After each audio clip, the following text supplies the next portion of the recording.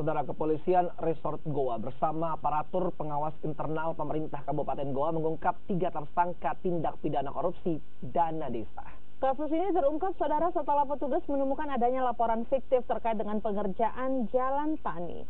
3 oknum, yakni FH, Kepala Desa, RM Bendahara, dan AP, Sekretaris BPD Desa Tinggi Mae, ditetapkan sebagai tersangka atas kasus tindak pidana korupsi anggaran dana desa.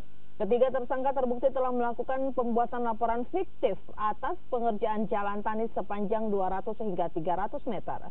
Akibat kasus ini negara dirugikan sebesar Rp757.657.978.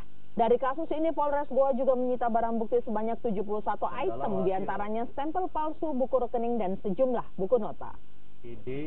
Pada Desa Tinggi Mae, Kecamatan Barombong, ada kerugian keuangan negara senilai 700 juta lebih, terutama pada penggunaan anggaran tahun 2016 dan penggunaan anggaran tahun 2017, baik yang diterima melalui APBN maupun yang diterima oleh mereka dari APBD pemerintah Kabupaten Goa.